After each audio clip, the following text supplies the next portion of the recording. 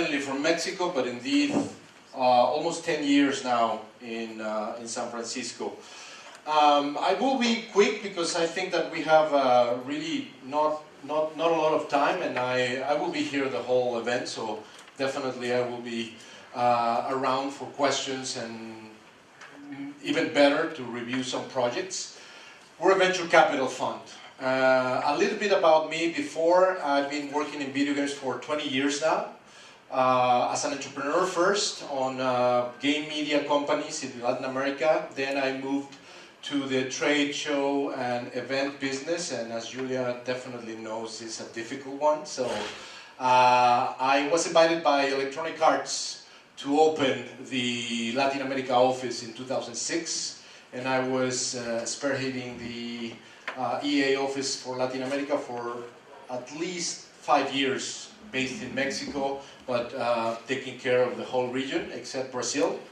And then I moved to San Francisco to the headquarters to lead the team that was in charge of developing business and corporate development for emerging markets.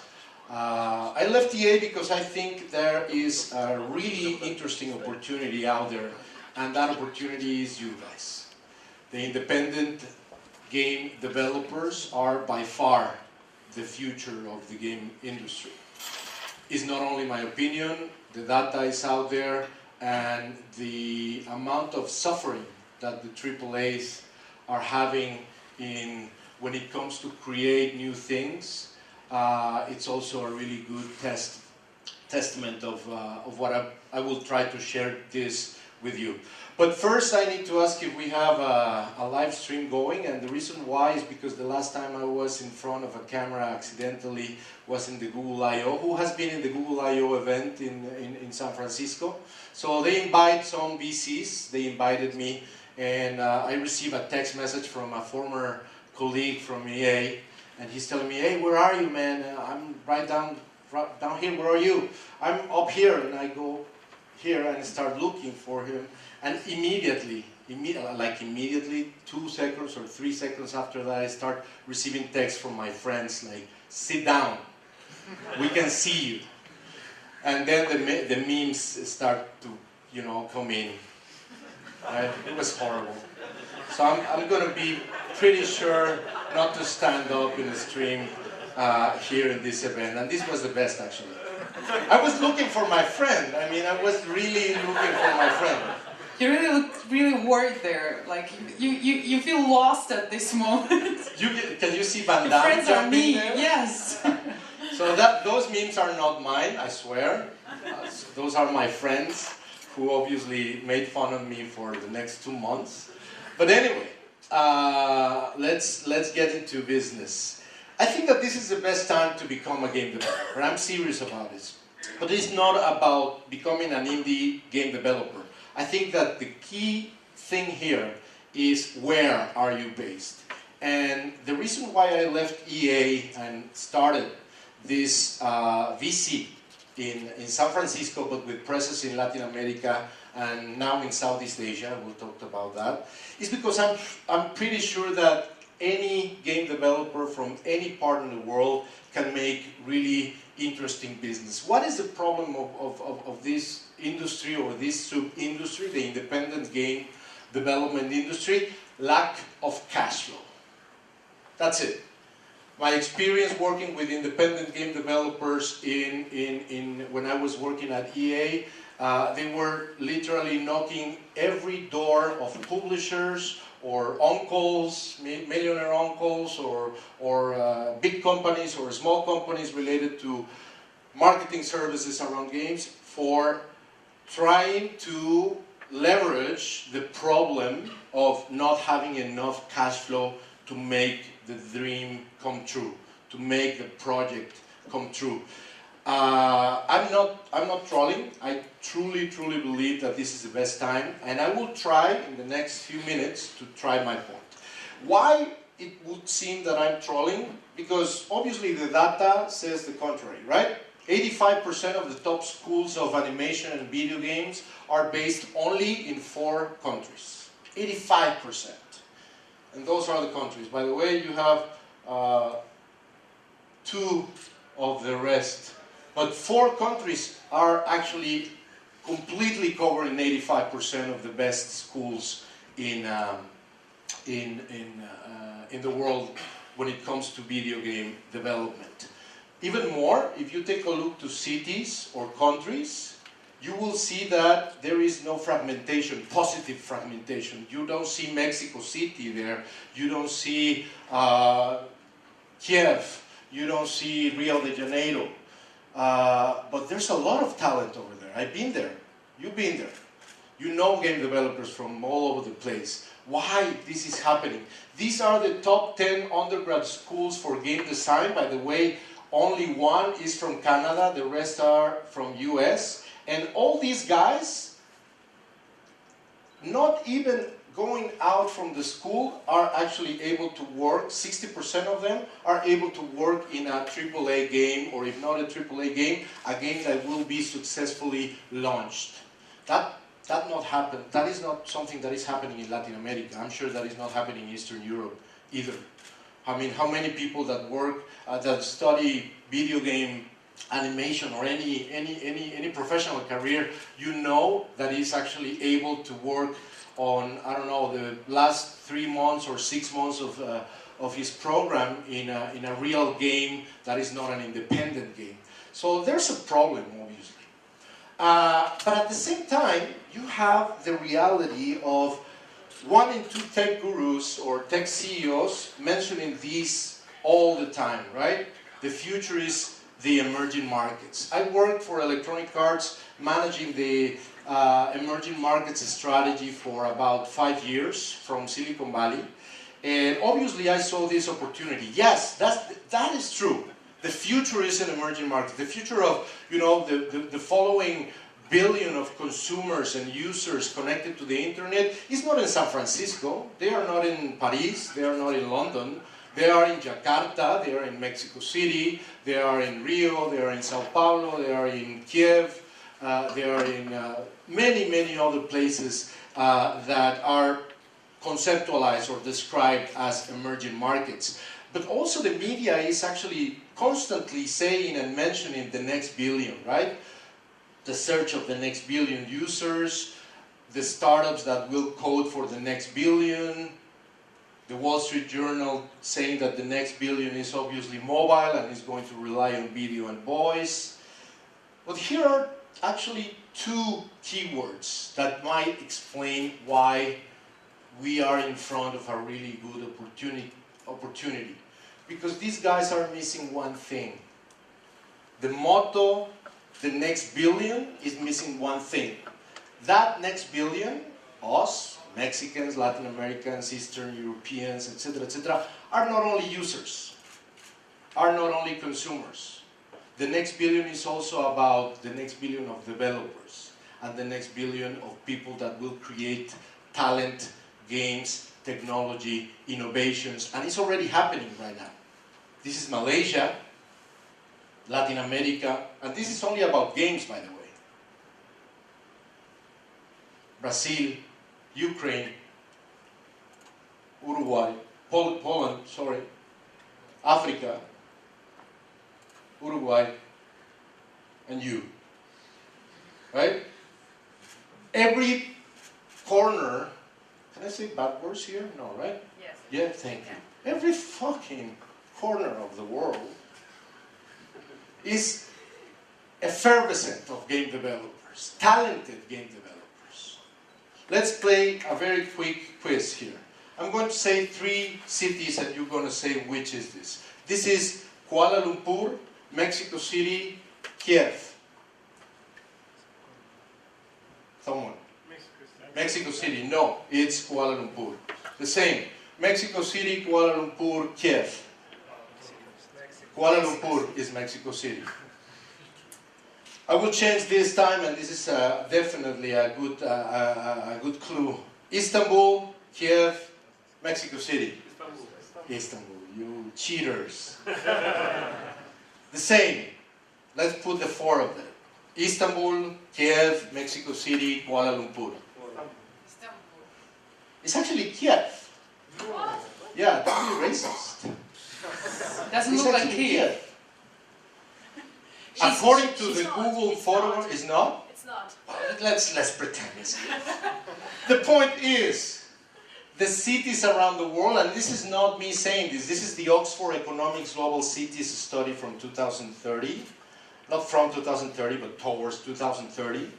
The emerging markets are not countries. The emerging markets are cities. And the similarities of the people and the look and feel, I mean, I've been in Kiev and I've been in Odessa, and this is my first time in Prague, and I've not been outside on the pre-party, but I will. But I'm sure that the similarities between many cities in Latin America and Southeast Asia and Eastern Europe are really similar. The same happens with the talent.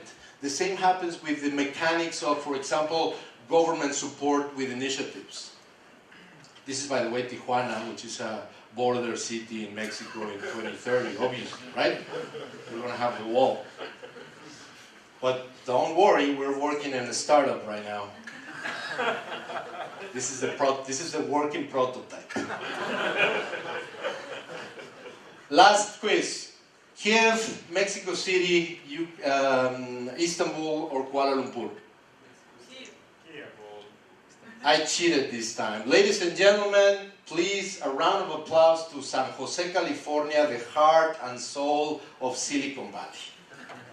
Bravo, no?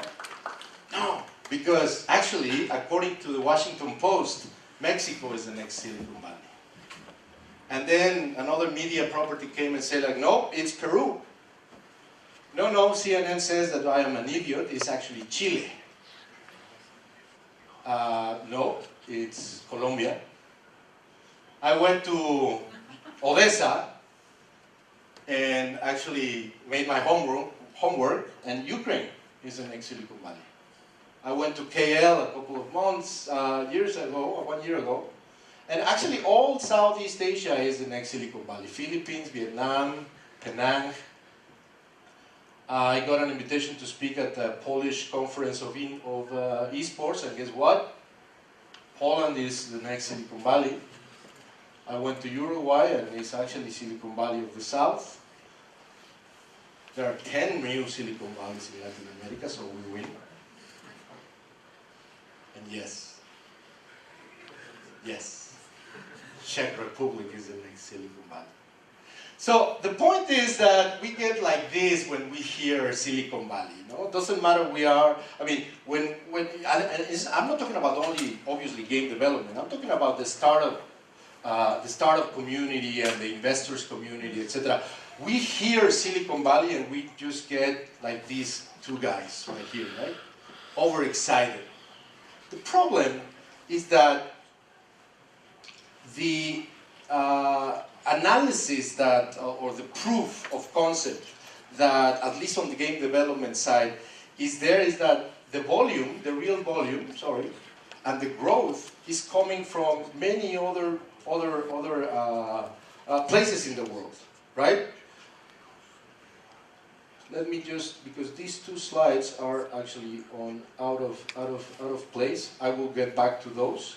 Second exhibit, second point, and I'm not sure how much time I have, but I will be very, very rapidly because I want to go into the fun details and explain how can we work together. But the second reason why I think is the best time to become a game developer, since the first was the emerging markets, volume, talent, and really great projects on gaming, on any other startup innovation, is in emerging markets like Eastern Europe or Latin America. The real opportunity is, geographically speaking, all over the world, but aside of the developed countries. And this is something that is not new. The second exhibit is the new platforms, right? And you will say and you will argue, yeah, Mario, but VR and AR didn't prove to become what they will going to become, right? I mean, they didn't work the same way that we were planning. Let me go very rapidly through my background in Electronic Arts specifically. When I got an invitation to go in 2006 to open the Latin America office. Aside of learning about football, soccer, because I didn't know anything about football, soccer, I was able to, work with great people. We grew the company. Everything was great, and I got the invitation to open the corporate development area for emerging markets. Electronic Arts invited me, or one of the reasons why Electronic Arts invited me was because I was working from Latin America, pushing the emerging markets opportunity. But not only the emerging markets opportunity, I was pushing innovation, like at that time, social media. I was talking about something that now is called influencer marketing. At that time, were gamers publishing videos in YouTube, and I was actually invited to go to the headquarters before going to work and live in Silicon Valley. I was invited as the crazy Mexican that was talking about in 2010 or 2009, talking about the opportunity of YouTube for the game industry specifically. And I became also, when I get into the United States, I became an investor on my side. I started to invest in startups, started to invest in game companies, but not competition of EA. I started to invest in educational game development companies or social impact game development companies out there. But also I became a day trader. Who knows what a day trader is? And I'm going to get into a very specific point here. A day trader is the one that works in the market, in the Nasdaq or SP 500. I don't know the name of the markets or the indexes in Europe, but this has been a really interesting experience for me to understand the change that we are in front of. And let me just walk you through it. Many people that hear, if you say that you are a day trader, they're going to say, okay, man, you're playing with your money, right? This is what my friends say. Or, man, you're definitely set up for life. You're going to be a millionaire. None of that is true. It's definitely something that is around in the media. If you haven't seen this, if you haven't watched this movie, you should. It's interesting. But in truth, what I do is to wake up at 5:30 in the morning in San Francisco. That's 8:30 in the morning in New York. I prepare myself to get in for a couple of minutes, obviously after studying the technical analysis of the day trading, right? And I get in, for example, with, I don't know, Amazon stock, or Netflix stock, or oil or gold stock, or ETFs, right? I don't want to get very, very technical on this. What I'm saying is, in the morning, I spend 2 hours playing in the market. I've been studying this for more than 3 years now, and the performance is going great, actually. But it's not difficult. My point is historical perspective. I can see some faces like, okay, what are you talking about? Before you click on this button, the so what button, what I'm talking about is the iceberg effects around new platforms. Let's remember something. This is the historical stock market, right? I promise I have a point here. What happened in 2000 in general in the world? Everything went down, right? The dot-com crashed. The internet was not the promise that obviously in 99 it was promising, etc.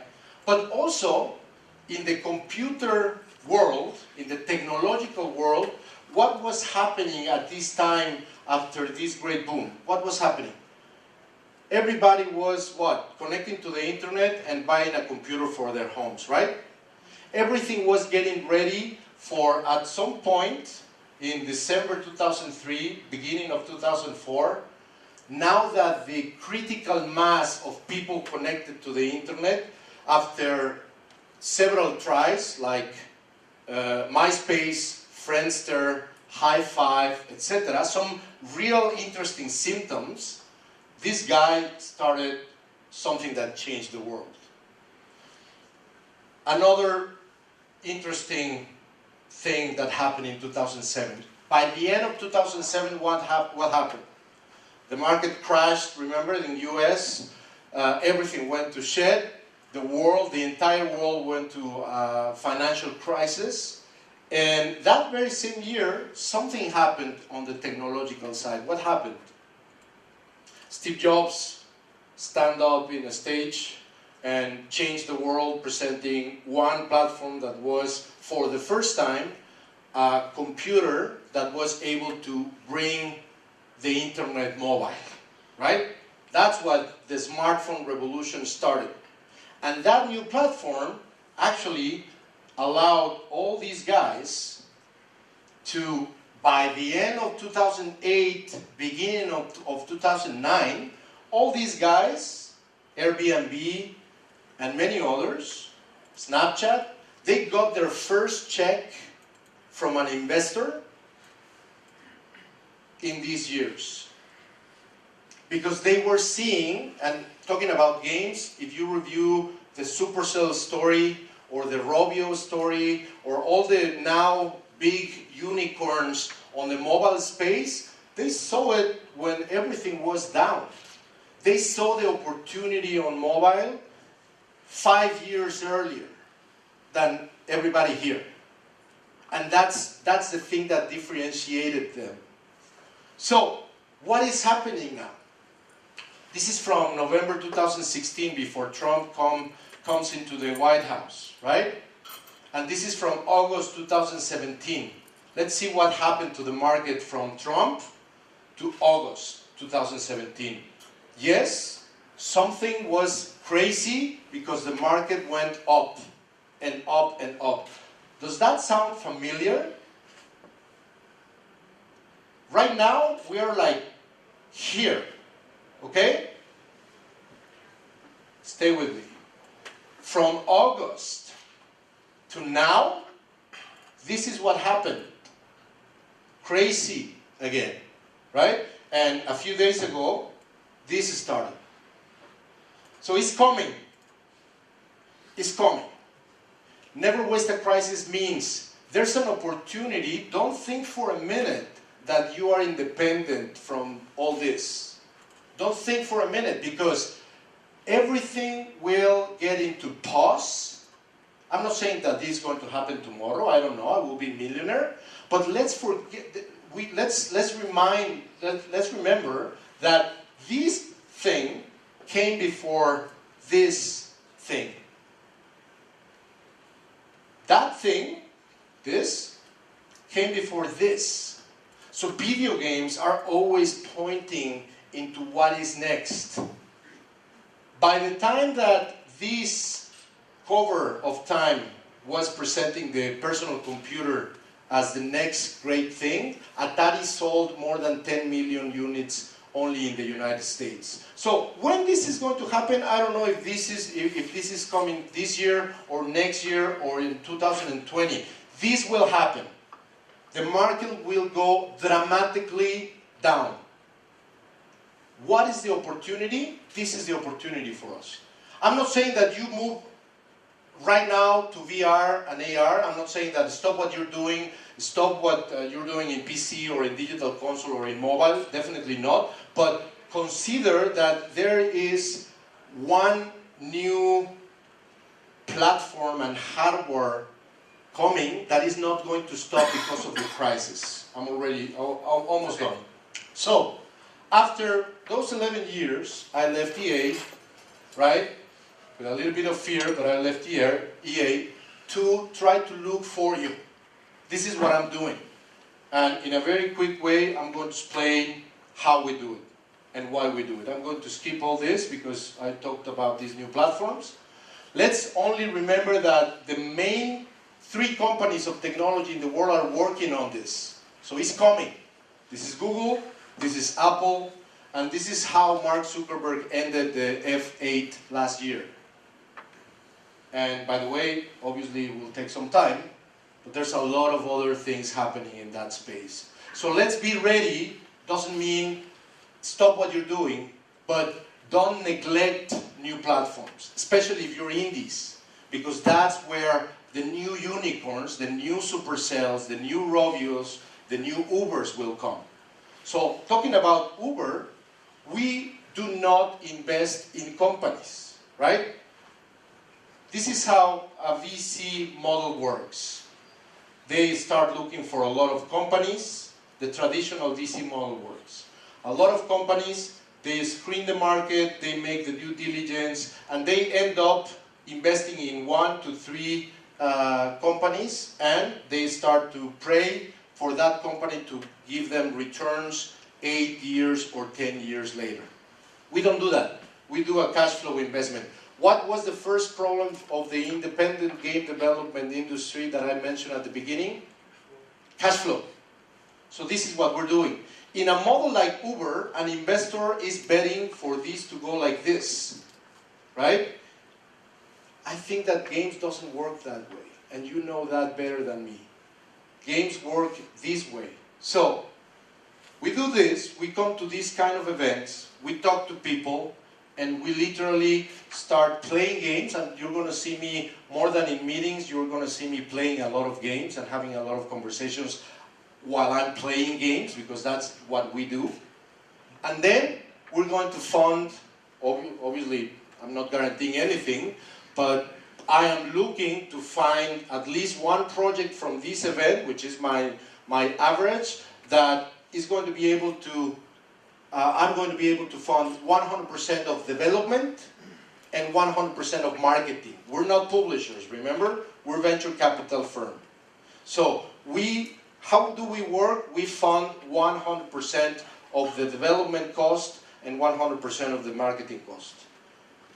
How much of your company will get in exchange of that? 0. We do not invest in companies, we invest in projects. This is a revenue share.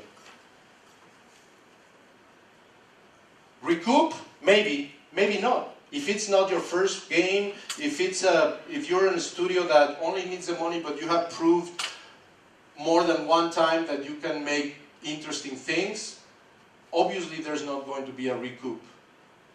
We're not publishers. All due respect to publishers, but we're not publishers. 50% and 50% of risk and IP ownership. That's the only maybe caveat for some. We are taking the risk at the same level as you, but you're not putting any money. Our minimum ticket, $250,000, or maximum ticket, $1.5 million. The size of the fund, we have a capability of investment of $36 million. We're already in the second closing, and literally I'm traveling all over the world with my bad English to start explaining why I think it's the time for the indies, and why I do believe that you guys from emerging markets are even one step ahead and one step above the opportunity of the rest of the independent game development community. This is us, 3 Mexicans and 1 gringo. I'm sure that some of you are familiar with Streamline Studios. Streamline Studios is a 300 people company in Malaysia. They make games, games like Final Fantasy 15, games like Street Fighter 5, but obviously they are in the work for hire and outsourcing side. And they are like the production powerhouse pipeline. Thank you so much. I will be looking forward to speak with you a little bit.